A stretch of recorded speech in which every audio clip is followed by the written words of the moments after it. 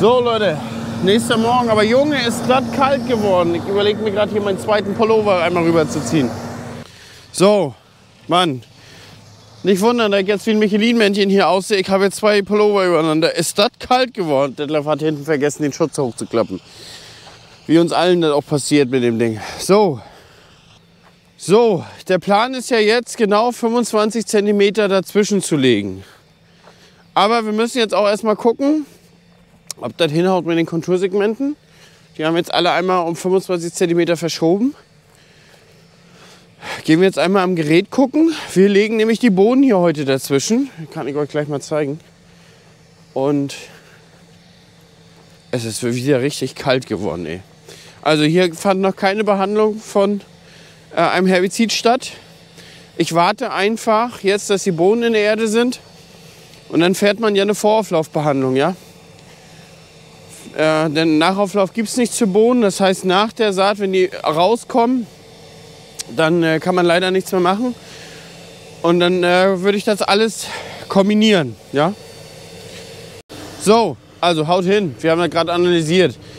Wie sieht man ja, hier ist die Maislegespur, hier ist jetzt die Bohne. Gucken wir mal, ob wir hier eine Bohne auch finden. Aber kommen ja welche raus, ne? Da müssen ja auch welche drin sein. Ist natürlich schwierig zu finden. Ist jetzt ein dunkles Korn. Wir legen die auch so auf 5 cm. War die das? Nee. Wir legen. Oh.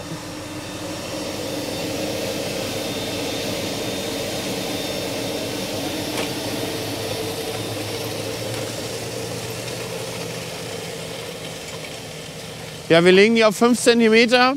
Meist auf 4. Weil wir wollen unbedingt dem Meister Vorsprung ermöglichen, dass er erstmal in Ruhe vor sich hin wachsen kann. Bohne sind jetzt hier 6 Pflanzen auf dem Quadratmeter, 5 habe ich Mais. Warum so? Normalerweise ist ja das Gemenge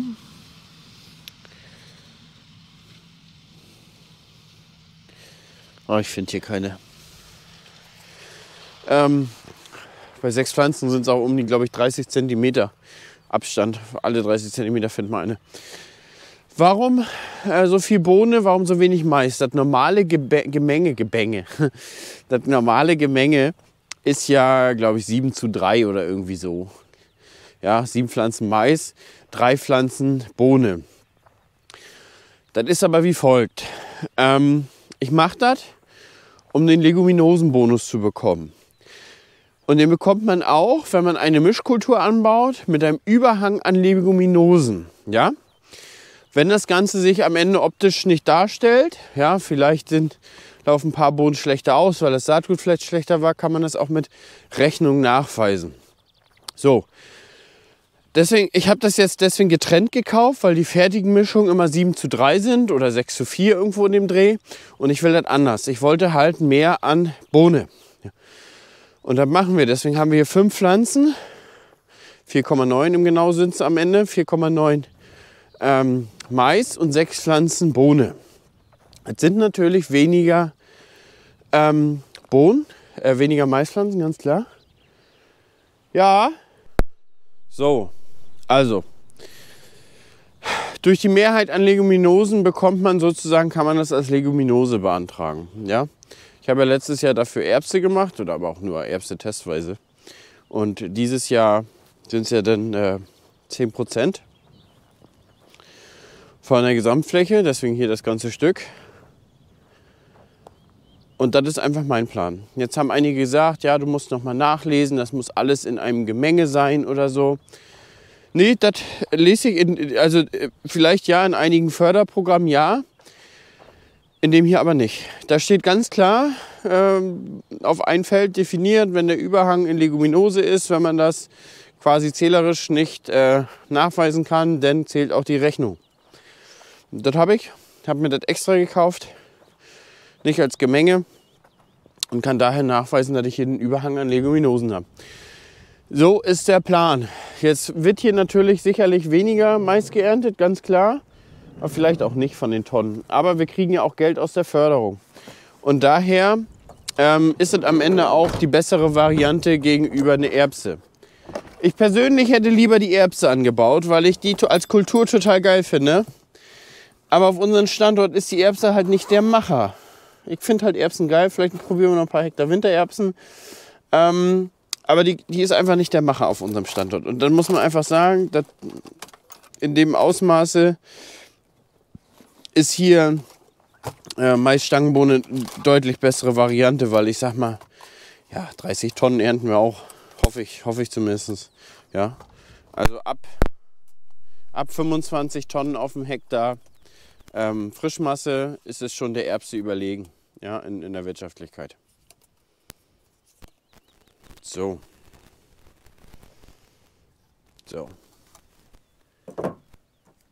Dann machen wir jetzt nochmal eure Drohnenaufnahmen. Ich habe das jetzt überhaupt nicht geschafft, die ganzen Tage Drohne zu fliegen. Hatte die auch gar nicht mit und alles. Ich habe mich nur beeilt mit dem Maislegen. Aber ich habe euch ja gesagt, wir machen durch den zeitlichen Stress und ich will ja trotzdem Videos machen. Machen wir das wie folgt, dass ich dass ich dann weniger Drohnenaufnahmen mache. So, setzen uns mal hinten rein und fliegen los. Übrigens, wenn ich so zerknittert aussehe, ich habe bis um 1 Pflanzenschutz gemacht und wir haben jetzt 7 Uhr. Dann sieht man halt ein bisschen aus wie ein Sharpei. Und ich glaube, am Ende hier dieser Saison, bis zur Ernte, sehe ich aus wie ein Panda ohne Fell. Also ihr könnt gerne mal Panda ohne Fell googeln. Ich denke schon, dass ich dann so aussehen werde. So, jetzt fliegen wir da hinterher. Aber letztens hat einer auch gesagt, oder eine hat geschrieben, ich glaube, ich habe zu tief ins Glas am Vortag geschaut, wo ich die Erkältung hatte. Ja, folgendermaßen dazu, ich trinke gar keinen Alkohol mehr. Schon seit fast 2 Jahren nicht mehr. Einfach, weil ich vorher so wenig getrunken habe. Und dann habe ich mir irgendwann gesagt, ach weißt du, jetzt kannst du das auch ganz sein lassen. Und dann hast du einfach immer 365 Tage im Jahr, wo du fit bist, es sei denn, du bist krank. Und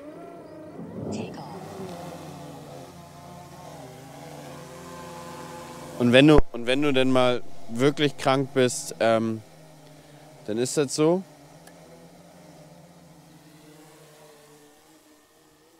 So. Genau, wenn ich dann mal wirklich krank bin, dann ist das halt so. Aber so habe ich dann, wenn ich mal frei habe, dann auch Zeit für meine Familie und liege nicht im Koma. Im Koma nicht, aber habe keinen Kater. Also, ich habe vorher schon kaum Alkohol getrunken, wenn vielleicht nur bei Events oder so. Und da war es auch so, dass ich dann gesagt habe, naja, dann kannst du jetzt auch ganz drauf verzichten. Und so trinke ich jetzt fast 2 Jahre kein Alkohol mehr. Nicht einen Tropfen. So. Ja, genau, das hat jemand geschrieben. Und zum anderen Erkältung. Ist natürlich jetzt eine harte Zeit, weil einer geschrieben hat, du bist ständig erkältet. Sehe ich jetzt nicht so. Aber ist natürlich jetzt eine harte Zeit. Und es ist nur einfach so, dass auch Schlafmangel oder wenig Schlaf dazu führt, dass man einfach krank wird oder man eine Erkältung hat, ja. Das ist ein bisschen was anderes, als wenn man, ich sag mal, regelmäßig zu Hause ist, kann sich ausruhen und das ist hier ein bisschen was anderes. Ich bin tagsüber unterwegs, bin nachts unterwegs. Ich hoffe, das hält nicht mehr so lange an. Eine Woche kriege ich das vielleicht noch so gut durchgehalten. Aber dann wird doch bald schon eng. So. Dann viel Spaß, Leute, mit den Videos oder mit der Drohne. Und dann sehen wir uns im nächsten Vlog wieder. Hat Spaß gemacht. Ich muss wieder mehr vloggen. Mir macht das Vloggen total Spaß, aber auch aus Zeitgründen nehme ich manchmal die Kamera weniger jetzt in die Hand, ist mir aufgefallen. Aber macht eigentlich extrem Spaß. So, wie gesagt, da ist er weg. Ne, da ist nach oben. Wir sprechen uns in der nächsten Stunde wieder. Achso, in der nächsten Folge wieder. Achso, viele fragen immer, mit was für eine Drohne fliegst du? Was kannst du empfehlen? Ich habe ja jetzt hier eine Mavic 3 Cine. Ja? Die ist schon ziemlich teuer. Also das hier mit dem Bildschirm. Ich weiß nicht, wie die Preis jetzt ist, aber das insgesamt hat hier 5.000 € gekostet. Ja? Das ist ein bisschen was für professionellere Aufnahmen, aber das muss es am Anfang gar nicht sein. Wenn man natürlich, sag ich mal, am Anfang bin ich eine R2 geflogen. Top-Modell kann ich euch empfehlen. Könnt ihr auch sehr gute Preise noch bei eBay Kleinanzeigen dafür bekommen oder verhandeln, dass ihr nicht so viel bezahlt. Eine Mini 4, glaube ich, ist inzwischen auf dem Markt. Mini 3 sind Top-Modelle, gerade für den Einstieg. Kameratechnisch machen die auch richtig, richtig gute Bilder. Das ist natürlich was, das kann ich euch auch empfehlen.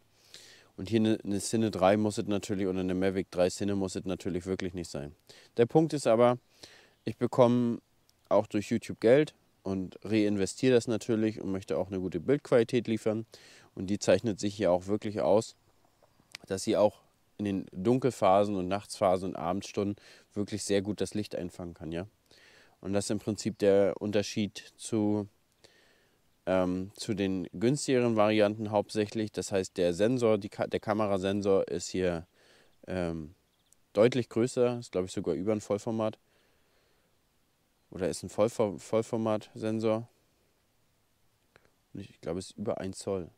Ist über 1 Zoll, das wollte ich sagen. Der Sensor hier ist über 1 Zoll und macht natürlich deswegen auch gute Aufnahmen, gerade auch in Dunkelheit. Und auf jeden Fall kann ich euch eine Mini empfehlen oder eine R2. Vielleicht ist auch schon die R3 auf dem Markt, habe ich jetzt gar nicht mich so erkundigt. Zum Vloggen nehme ich eine GoPro 12 inzwischen. Ja, macht eigentlich auch ganz gute Bilder.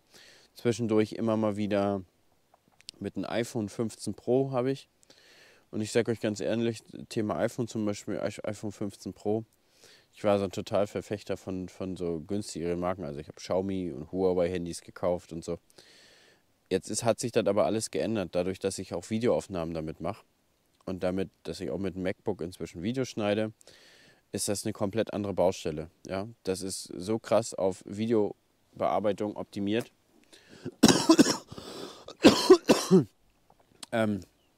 Dass es für mich momentan gar keine Alternative mehr dazu gibt. Ja, auch das Arbeiten mit AirDrop, wie einfach mal, ich sag mal, Videos jetzt auf dem Mac überträgt oder so.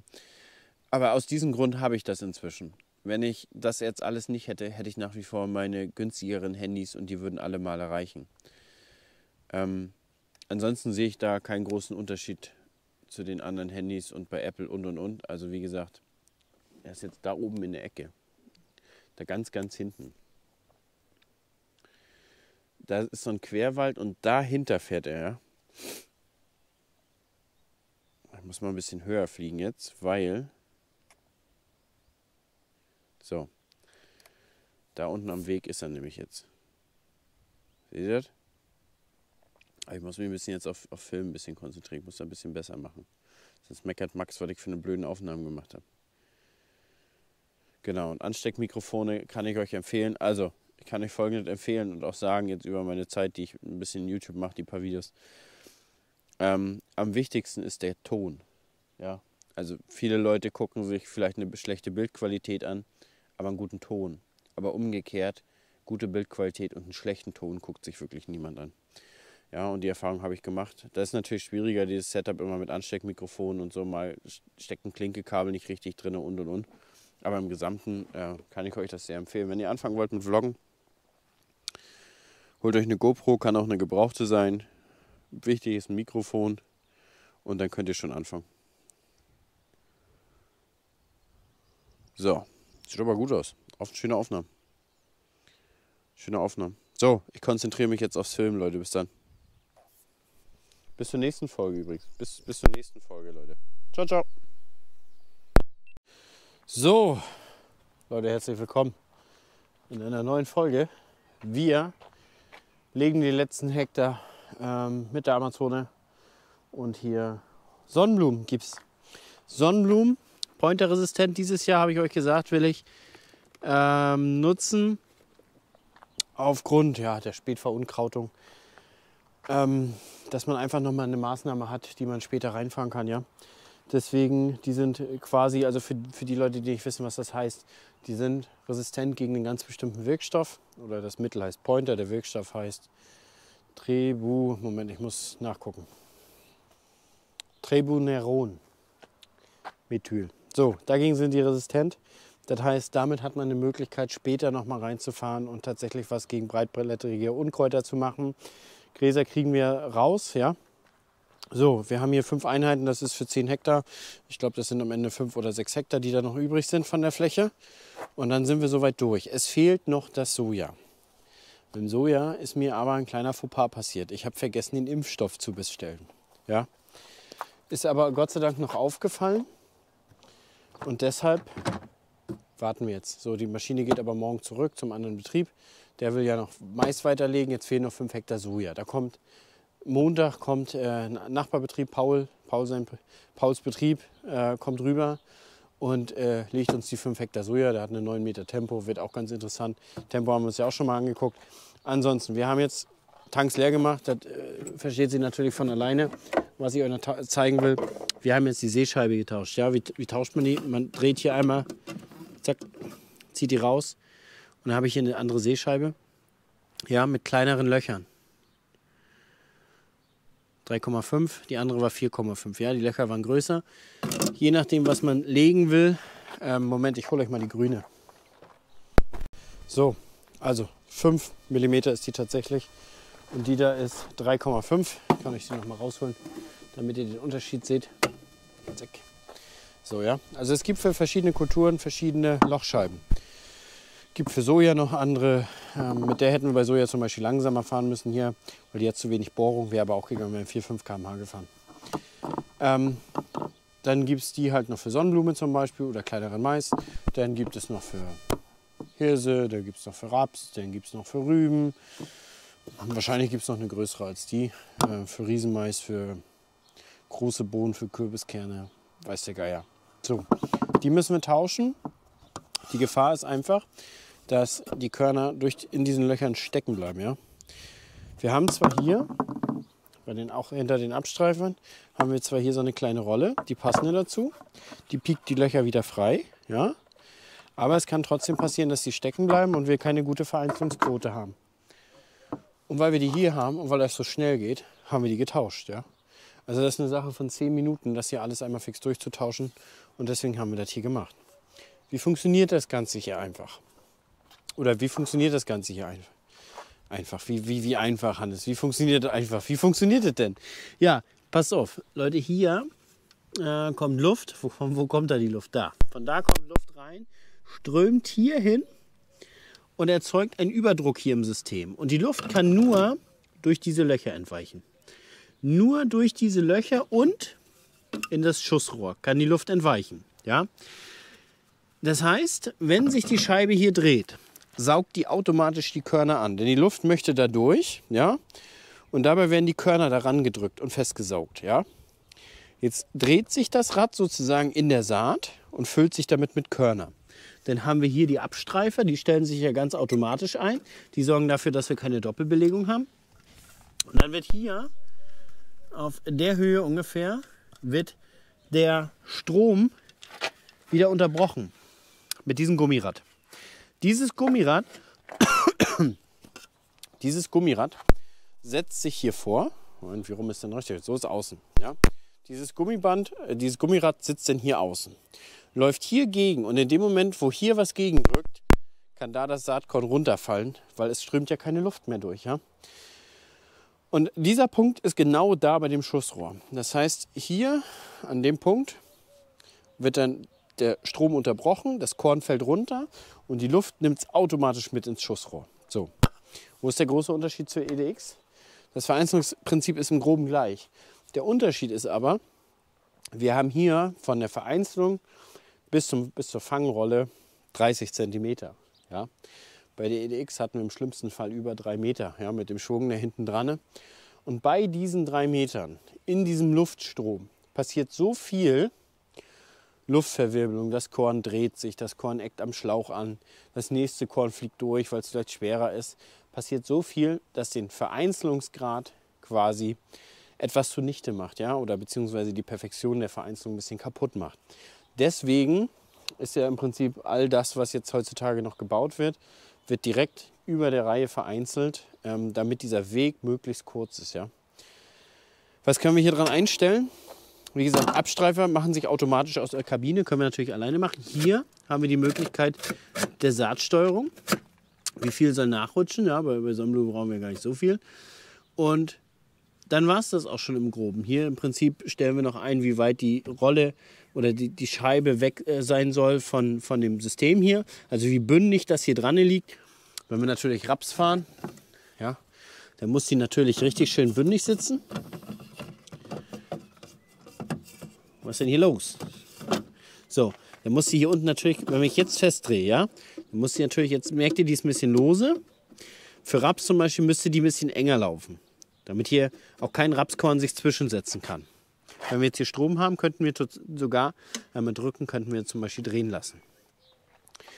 Hier unten haben wir die Möglichkeit, wenn man ein Schussrohr verstopft, ziehen wir raus, drücken nach unten und heben das raus.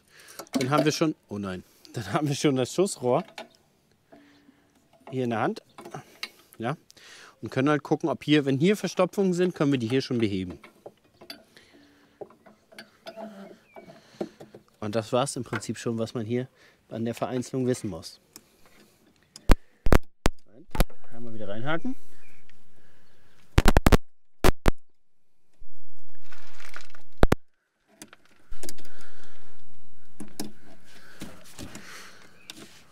So. Das haben wir da. Hier können wir, wenn wir Verstopfer zum Beispiel haben, mal drücken, gucken, kommen Saatkörner oder nicht. Hier stellen wir die Tiefe ein. Ja, also einfach nehmen und umklicken. Da lang ist tiefer, Richtung G, Richtung P, P wie Parken ist weit oben. Dann haben wir hier noch die Möglichkeit der Andruckrollen, den Druck. Ja, hier ist im Prinzip ganz leichter Druck angedrückt, hier ganz doller Druck. Wir haben noch die Möglichkeit, die Position der Räder zu verstellen. Ja, wir können sie so laufen lassen, wir können sie so laufen lassen. Wir haben die Möglichkeit, Räumsterne noch zu benutzen. Das heißt, da haben wir sehr viel Material an der Oberfläche, Stroh, Gras. Können wir die noch in den Boden reinnehmen? Stein geschliffen. Können wir die noch in den Boden reinnehmen und die fangen dann an, die Furche zu räumen. Hier kommt der Unterfußdünger raus. Ja, hier wird sozusagen der Unterfußdünger genommen und hier kommt die Saat raus. Die Saat wird rausgeschossen. Hier haben wir eine Fangrolle, die ist relativ weich. Ja, und die drückt das Korn dann an in der Furche und hiermit wird die Furche wieder verschlossen. So funktioniert das. Und hier haben wir den Schardruck. Wir haben leider, ja was heißt es leider, wir haben mechanischen Schardruck. Hydraulischer wäre so ein bisschen besser. Ich habe auch schon mal gesagt, das Ganze war hier ein Vorführer mit ein paar Hektar drauf, den wir zu guten Konditionen bekommen haben. Und dann gibt es den erstmal mit mechanischem Schardruck. Muss erstmal gehen, soll erstmal gehen, wird auch erstmal gehen. Jo, das war es im Prinzip. Den Rest kann man dann aus der Kabine aus und einstellen. So, ich fülle jetzt erstmal das Saatgut rein. So sieht das Ganze aus. Das Blaue drumherum ist die Beize. Und da bin ich gespannt, wie es gleich in der Erde aussehen wird. So, ich habe jetzt hier ein paar Meter gezogen, habe gleich schon mal flacher gestellt. Auf eine Rastung hier. Übrigens mein Weizen. Und dann gucken wir uns das mal an, wie es jetzt hier aussieht. Wir haben jetzt hier diesen schönen Schieber. Übrigens für die Leute, die immer fragen, den könnt ihr einfach bei Amazon oder im Landhandel kaufen. So, wir wollen natürlich in den feuchten Saatschlitz rein, wie ihr alle wisst.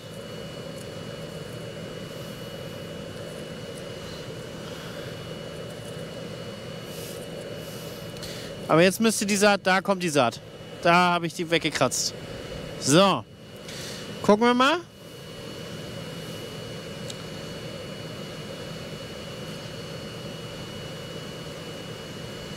So. 3 cm. Perfekt. 3 cm ist perfekt.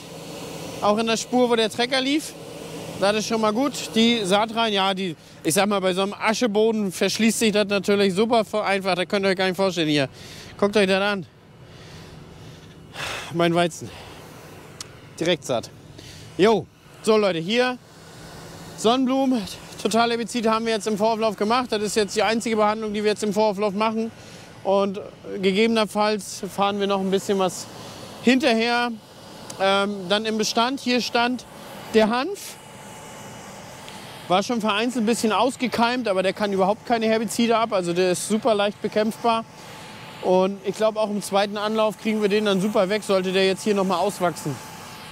Gucken wir mal. Aber man sieht hier gar keine Pflanze. Ich habe letztens ein paar gesehen, die hochgekommen sind. Aber die gehen natürlich, hier kommt eine Pflanze. Hier ist sogar eine frische. So.